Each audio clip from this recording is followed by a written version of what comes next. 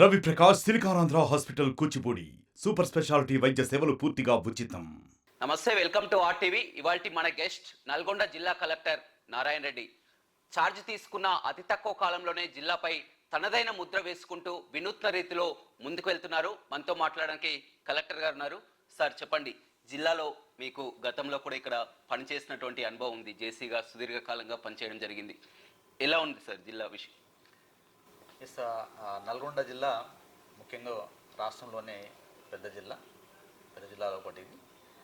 అందులోనూ ఇక్కడ చాలా వరకు అంటే 33 మండల్స్ ఉండడం, అందులో అన్ని రకాలుగా ఒకవైపు కమాండ్ ఏరియా, ఒకవైపు ట్రైబల్ ఏరియా, ఒకవైపు అర్బన్ ఏరియా, ఫారెస్ట్ ఏరియా, ఇట్లా మల్టిపుల్ సెక్టార్స్ ఉండడం జరుగుతుంది. కాబట్టి తప్పకుండా ఒక మంచి ఎక్స్పీరియన్స్ అని భావిస్తా ఉన్నాను. కానీ జిల్లాకు వచ్చి రావడంతోనే కొత్తగా చూసినట్టే గతంలో మొత్తం కూడా జిల్లాలో ప్రజావాణి కొనసాగేది. దూర ప్రాంతాల నుంచి కూడా ప్రజలంతా, మారుమూల ప్రాంతాల నుంచి కూడా తమ సమస్యలు చెప్పుకోవడానికి కలెక్టరేట్కి వచ్చేది. కానీ వినూత్న రీతిలో కూడా మండలాల్లో ప్రజావాణి కార్యక్రమం ప్రారంభించడం జరిగింది. మండలాల్లో ప్రజావాణి కార్యక్రమం ప్రారంభించడానికి ప్రధానమైనటువంటి కారణం ఏమంటారు? మండలాల్లో అదేవిధంగా వచ్చే వారం మనం గ్రామ స్థాయిలో కూడా ఈ ప్రజావాణి కార్యక్రమాన్ని ప్రారంభించుకోబోతా ఉన్నాం. ముఖ్యంగా ఇక్కడ ప్రభుత్వం కొత్తగా ఏర్పడ్డ తర్వాత ప్రజల యొక్క గ్రీవెన్స్ వినాలనే ఉద్దేశంతో హైదరాబాద్లో ప్రతి వారం 2 సార్లు, వారంలో 2 రోజులు మంగళవారం, శుక్రవారం ప్రజావాణి కార్యక్రమాన్ని నిర్వహిస్తుంది. గౌరవ ముఖ్యమంత్రి గారు ప్రజల యొక్క గ్రీవెన్స్ని వెంటనే పరిష్కరించాలి, ప్రభుత్వం అందుబాటులో ఉండాలి అని అందరికీ కూడా ఆదేశాలు ఇవ్వడం జరిగింది. దానికి అనుగుణంగానే మనం ఎలక్షన్ తర్వాత ప్రజలకు ఎలక్షన్లో మోడల్ కోడ్ వల్ల కొంత పరిపాలనకు సంబంధించిన సర్వీసెస్ అంది ఉండకపోవచ్చు. సో మళ్ళీ మనం రీస్టార్ట్ అవుతూ ప్రజల వద్దకే ప్రభుత్వం వెళ్ళాలి, వాళ్ళ గ్రీవెన్సెస్ వాళ్ళ దగ్గరనే పరిష్కరించాలనే ఉద్దేశంతో ప్రభుత్వం ఏదైతే ఒక లక్ష్యంతో ఈ కార్యక్రమాన్ని ఇంకా స్ట్రెంథెన్ చేయడానికి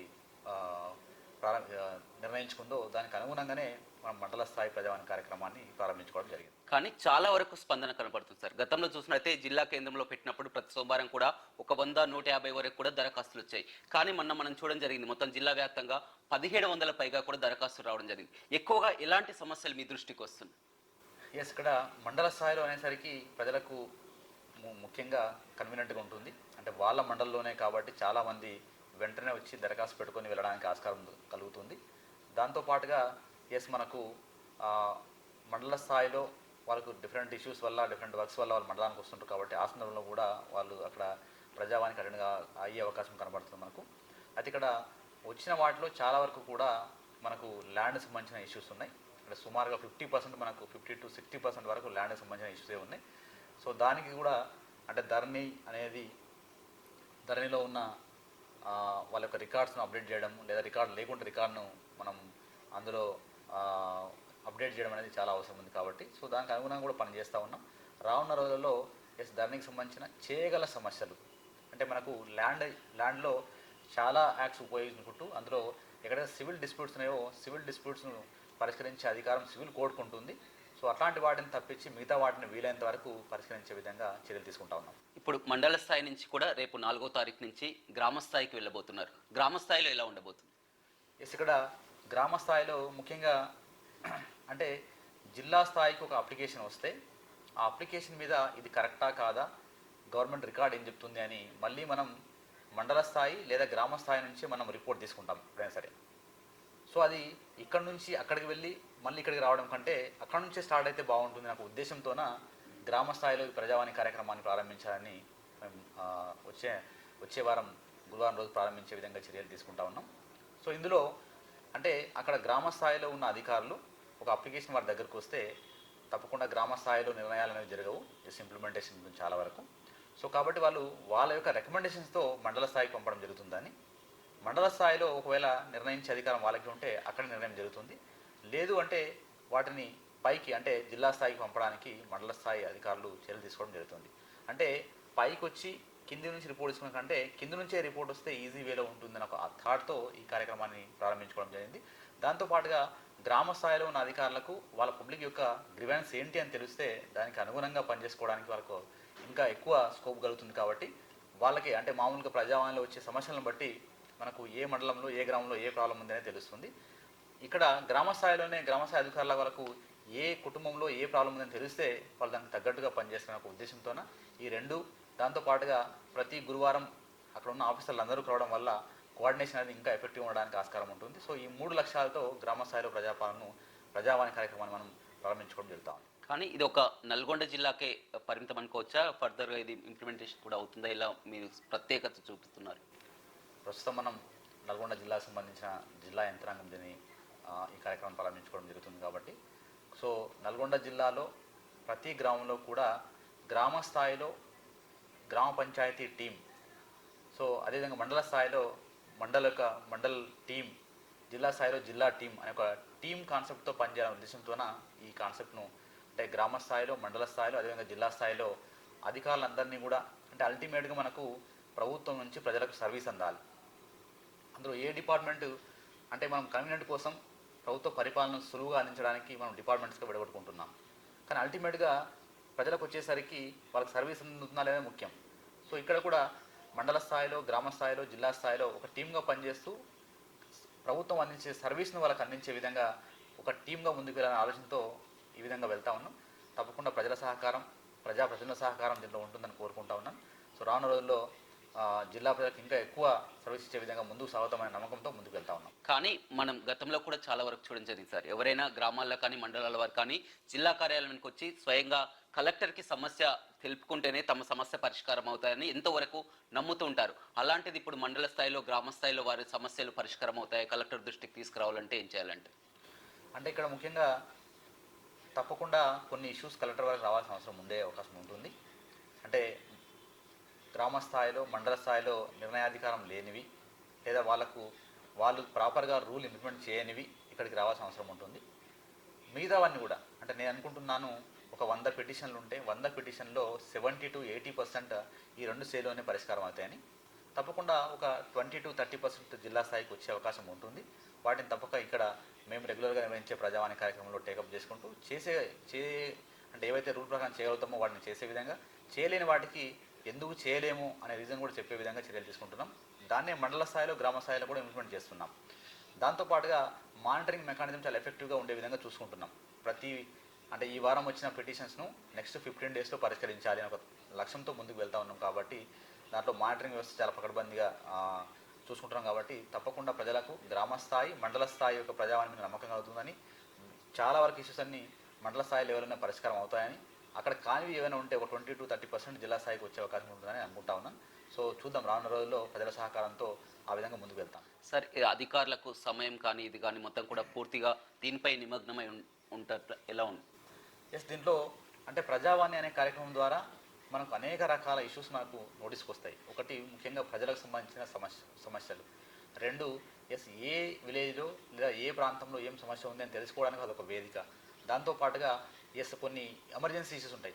ఆ ఎమర్జెన్సీ ఇష్యూ కూడా ఈ పలానా రోజు, సోమవారం రోజు నాకు అధికారులు అందరూ అక్కడ దొరుకుతారు, కలిసే అవకాశం ఉంటుంది అని ఒక నమ్మకం ఉంటుంది.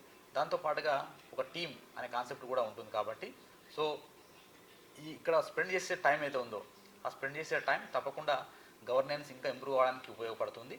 దాంతోపాటుగా మనకు మిగతా 5 రోజులు అంటే మండల స్థాయిలో లేదా జిల్లా స్థాయిలో సోమవారం రోజు మనం టైం స్పెండ్ చేస్తే మిగతా 5 రోజులు మనం పరిపాలన అంటే గవర్నమెంట్ సంబంధించిన స్కీమ్స్, వాటి యొక్క ప్రోగ్రెస్ మీద ఫోకస్ చేసుకోవడానికి అవకాశం ఉంటుంది.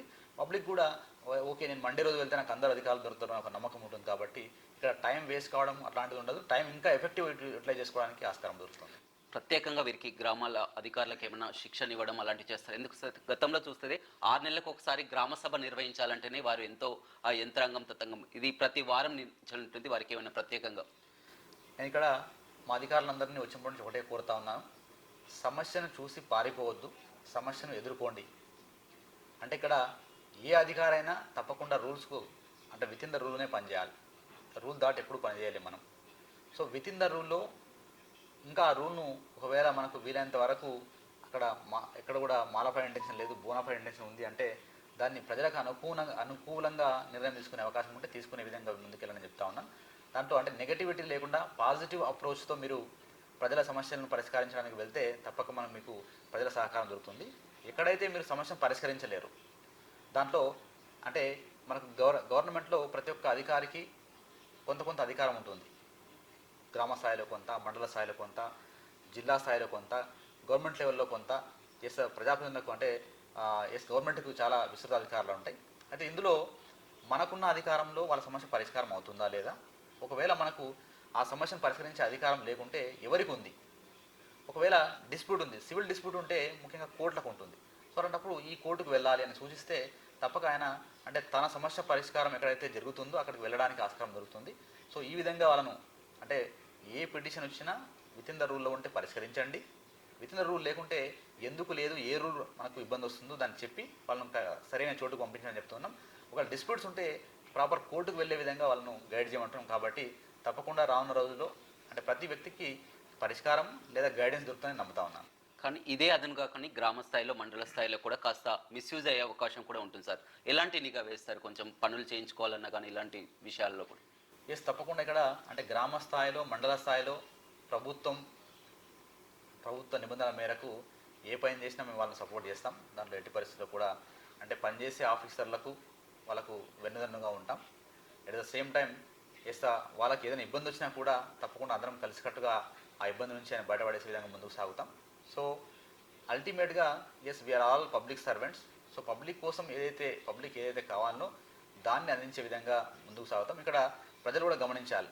అంటే అధికారులకు అంటే ఒక ఆఫీసర్ దగ్గరకు వెళ్తే ఆయనకు అన్ని అధికారాలు ఉండవు, ఆయనకు కొన్ని మాత్రమే ఉంటాయి. కాబట్టి ఆయనకున్న అధికారం ఏంది, ఆ ఉన్న అధికారంలో నీ సమస్య పరిష్కారం అవుతుందా లేదా కనుక్కోవాలి. లేకుంటే నీ సమస్యను పరిష్కరించే అధికారం ఎవరికి ఉంది, కోర్టుకు ఉందా, ఇంకో అధికారికి ఉందా కనుక్కొని అక్కడికి వెళ్తే నీ సమస్య పరిష్కారం అవుతుంది. కాబట్టి మీరు మీ ఆఫీసర్ల యొక్క సూచన సలహాలు వినండి. దాంట్లో ఇంకా ఒక డౌట్ ఉంటే సెకండ్ ఒపీనియన్ మేబీ అడ్వకేట్స్ ద్వారా కానీ తెలిసిన వాళ్ళ ద్వారా కానీ తెలుసుకోండి. కానీ సరైన ఫోరంకు అంటే ఎవరికైతే సమస్యను పరిష్కరించే శక్తి ఉందో అక్కడికి వెళ్ళి మీ యొక్క గ్రీవెన్స్ను మీ యొక్క పిటిషన్ ఇవ్వాల్సిందిగా రిక్వెస్ట్ చేస్తాను. అదేవిధంగా జిల్లాలో పీడిఎస్ అక్రమ రవాణా కానీ ఇసుక అక్రమ రవాణాపై వాటిపై ఎలాంటి నిఘా ఉంచడం జరిగింది? ఎస్, ముఖ్యంగా అంటే ఈ శాండ్ కావచ్చు, మట్టి కావచ్చు, మిగతా విషయాల్లో ప్రభుత్వం ప్రజలకు ఎలాంటి ఇబ్బందులు కలగకుండా వారికి కావాల్సిన ప్రతిదీ అంటే శాండ్ కానీ ఇంకోటి కానీ నిబంధనల మేరకు అందించమని చెప్తా ఉంది. ఇక్కడ మేము కూడా అదే కోరుకుంటా ఉన్నాం.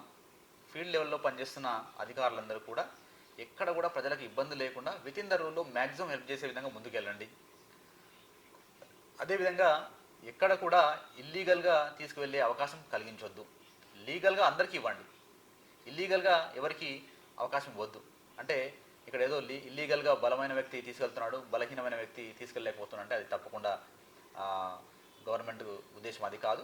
సో కాబట్టి వితిన్ ద రూల్స్లో ప్రతి ఒక్కరికి ఇచ్చే విధంగా శాండ్ కావచ్చు, మట్టి కావచ్చు, ప్రతి ఒక్కరికి అందే విధంగా చర్యలు తీసుకొని ఫీల్డ్ ఆఫీసర్ని కోరుతా ఉన్నాం. అందులో చాలా క్లోజ్గా మానిటర్ చేస్తున్నాం. ఎక్కడి నుంచి అయినా ప్రభుత్వ ఉద్దేశం ప్రకారంగా వాళ్ళు వెళ్ళకుంటే తప్పకుండా వాళ్ళపైన స్ట్రింజెంట్ యాక్షన్ తీసుకుంటాం. అట్లే ఎవరైతే ఇల్లీగల్గా చేస్తుంటారో వాళ్ళ మీద కూడా ఎంతటి కఠినమైన చర్యలు తీసుకోవడానికైనా వెనకాడం. అదేవిధంగా ధరణిపై కూడా స్పెషల్ డ్రైవ్ కొనసాగుతుంది. ముఖ్యంగా నల్గొండ జిల్లాలో మనం ఇక్కడ ఉన్న రైతులు కావచ్చు, ప్రజాప్రతినిధులు ఒకటి అర్థం చేసుకోవాల్సిన అవసరం ఒకటి ఉంది. మన జిల్లాలో ఫారెస్ట్ రెవెన్యూ బౌండరీ డిస్ప్యూట్స్ ఉన్నాయి. మన జిల్లాలో చాలా ఎక్కువ మొత్తంలో గవర్నమెంట్ ల్యాండ్స్ ఉన్నాయి. మన జిల్లాలో చాలా ప్రాజెక్ట్స్కు ల్యాండ్ అక్విజిషన్ జరిగింది. అట్లే మన జిల్లాలో నేషనల్ హైవేస్ కూడా ఎక్కువ ఉన్నాయి, వాటికి కూడా ల్యాండ్ అక్విజిషన్ జరిగింది. కాబట్టి ఇక్కడ అంటే కాంప్లెక్సిటీ చాలా ఎక్కువగా ఉంది. నేను ఇక్కడ జేసీగా పనిచేసిన కాబట్టి నాకు ఇక్కడ రికార్డు మీద చాలా వరకు ఐడియా ఉంది. సో ఏంటంటే ఎస్ మనం అంటే ఎప్పటి నుంచో ఉన్న ఇష్యూస్ను ఈరోజు మనం వాటిని సాల్వ్ చేయడానికి ట్రై చేస్తున్నాము. అయితే ఇక్కడ తప్పకుండా it will take some time. కాబట్టి అంటే తప్పకుండా యంత్రాంగం చేసే విధంగా ముందుకెళ్తుంది. కానీ ఇక్కడ రైతులు కొంత ఓపికతో వాళ్ళకి సంబంధించిన డాక్యుమెంట్స్ అన్నీ కన్సర్న్ ఆఫీసర్ సబ్మిట్ చేసుకుంటూ ముందుకు వెళ్తే తప్పక రానున్న రోజుల్లో ఇంకా త్వరితగతిన ఆ యొక్క సమస్యను పరిష్కరించడానికి ఆస్కారం కలుగుతుంది. నేను ధరలో చూస్తున్నప్పుడు చాలా చోట్ల కూడా నాకు అసలు పట్టా ఇచ్చారని చెప్తున్నారు కానీ ఆ పట్టా సర్టిఫికేట్ పెట్టట్లేదు. అదేవిధంగా నాకు పాస్బుక్ ఉంది అంటున్నా కానీ పాస్బుక్ సంబంధించిన జిరాక్స్ కాపీస్ పెట్టట్లేదు. సో అట్లాంటి సందర్భంలో ఏమవుతుందంటే మనకు రికార్డు వెరిఫికేషన్ రికార్డు లేకపోవడం వల్ల దాన్ని రిజెక్ట్ చేయాల్సిన పరిస్థితి వస్తుంది. కానీ ఎక్కడైతే ప్రాపర్ డాక్యుమెంట్స్ ఉన్నాయో వాళ్ళకి మాత్రం వీలైనంత తొందరగా ఆ సమస్యను పరిష్కరించే విధంగా ముందుకు వెళ్తాం. దాంతోపాటుగా ఎక్కడైతే సివిల్ డిస్ప్యూట్స్ ఉన్నాయో ఇక్కడ నేను రైతులను మరొకసారి కోరుతా ఉన్నాను. సివిల్ డిస్ప్యూట్ను అంటే ఒక పీస్ ఆఫ్ ల్యాండ్ కోసం ఇద్దరు వ్యక్తులు కొట్లాడుతున్నారు. ఒక పీస్ ఆఫ్ ల్యాండ్ కోసం ఇద్దరు వ్యక్తులు కొట్లాడుతున్నప్పుడు దాన్ని పరిష్కరించే అధికారం సివిల్ కోర్టుకు ఉంటుంది, అంతేగాని అధికారులకు చాలా వరకు ఉండదు. సో అట్లాంటప్పుడు మనం రైట్ ఫోరం ఏంటి అంటే సివిల్ కోర్టు. సో ఒక పీస్ ఆఫ్ ల్యాండ్ పైన ఇద్దరు లేదా అంతకంటే ఎక్కువ మంది కొట్లాడుతున్నప్పుడు దాన్ని కోర్టుకు వెళ్ళి పరిష్కరించుకోవాలి తప్ప మీరు ఒక తహసీల్ చుట్టూ లేదా ఆర్డీఓ చుట్టూ ఎన్నిసార్లు తిరిగిన పరిష్కారం అయ్యే అవకాశం ఉండదు. సో దయచేసి అది గమనిస్తూ ఎక్కడికి వెళ్తే నా సమస్య పరిష్కారం అవుతుందో అక్కడికి వెళ్ళే విధంగా మీరు ముందుకు సాగాలని దాంట్లో ఆఫీసర్స్ ప్రాపర్గా గైడ్ చేస్తారని కోరుకుంటాను. రైట్, చూడొచ్చు ప్రజలకు సౌలభ్యం కోసమే జిల్లా స్థాయి నుంచి మండల స్థాయి, మండల స్థాయి నుంచి కూడా గ్రామ స్థాయిలో కూడా ప్రజావాణి నిర్వహిస్తున్నాం. ఎక్కువగా ధరణి సమస్యలు, భూ సమస్యలు అధికంగా వస్తున్నాయి. వాటిని తీర్చడానికి కూడా ప్రత్యేకంగా ధరణిపై స్పెషల్ డ్రైవ్ కూడా ఏర్పాటు చేయడం జరిగింది. ప్రజలకు నిరంతరం అందుబాటులో ఉంటానని కూడా కలెక్టర్ నారాయణ రెడ్డి గారు చెప్తున్నారు. Over to studio. మరిన్ని వీడియోస్ కోసం ఛానల్ ని సబ్స్క్రైబ్ చేయండి, లేటెస్ట్ అప్డేట్స్ కోసం వాట్సాప్ ఛానల్ ని ఫాలో చేయండి అండ్ లింక్ డిస్క్రిప్షన్ లో ఉంది.